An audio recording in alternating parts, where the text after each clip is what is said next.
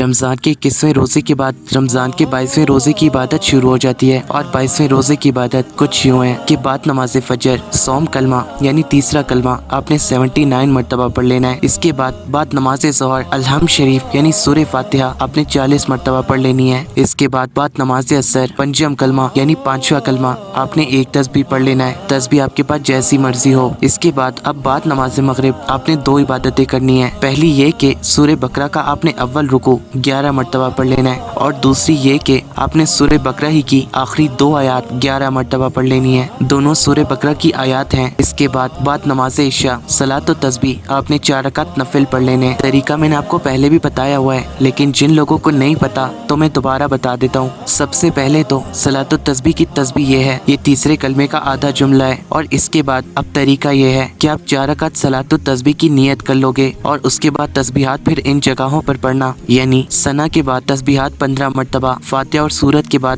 10 مرتبہ، رکوع کی تسبیحات کے بعد 10 مرتبہ، رکوع سے اٹھ کر تسبیح اور تحمید کے بعد کوما میں 10 مرتبہ، پہلے سجدے کی تسبیحات کے بعد 10 مرتبہ، جلسہ یعنی دونوں سجدوں کے درمیان 10 مرتبہ، دوسرے سجدے کی تسبیحات کے بعد 10 مرتبہ، دوسری رکعت میں فاتحہ سے پہلے 15 مرتبہ، قرات یعنی سورت کے بعد 10 مرتبہ، رکوع میں تسبیحات کے بعد 10 مرتبہ، کوما میں رکوع کے بعد کھڑے ہو کر 10 مرتبہ، دونوں سجدوں میں 10 مرتبہ، سجدوں کے درمیانی جلسے میں 10 مرتبہ۔ اس طرح پھر آپ تیسری اور چوتھی رکعت پڑھ لو گے، اور پھر ہر رکعت میں 75 مرتبہ یعنی 75 مرتبہ، اور تمام رکعتوں میں 300 مرتبہ پڑھ لو گے۔ یہ ہے آپ کا صلاۃ و تسبیح کا طریقہ۔ اور اگر آپ کہیں غلطی سے پڑھنا بھول جاتے ہیں تو پھر آپ نے اگلی دفعہ اگلے رکن میں گنتی پوری کر لینی ہے۔ یہ ہے آسان سا طریقہ صلاۃ و تسبیح کا۔ اور صلاۃ و تسبیح کے 4 رکعت نفل کے بعد اب آپ نے عشاء کی نماز کے بعد درود شریف 40 مرتبہ پڑھ لینی ہے۔ یہ ہے آپ کے نمازوں کی بعد کی عبادتیں جو کہ 22ویں روزے کو بتائی گئی ہیں۔ اور رہی بات نفل یا عبادتوں کی، تو وہ آپ اپنی مرضی سے بھی پڑھ سکتے ہو، یعنی جتنے چاہو نفل پڑھو، جتنی چاہے عبادت کرو۔ اور رمضان کے 22ویں روزے کا دن کا جو ثواب ملتا ہے اس کے بارے میں حضرت محمد صلی اللہ علیہ وآلہ وسلم نے فرمایا کہ 22ویں دن اللہ تعالیٰ مالک الموت کو جس طرح انبیاء علیہ السلام کے پاس بھیجتا ہے،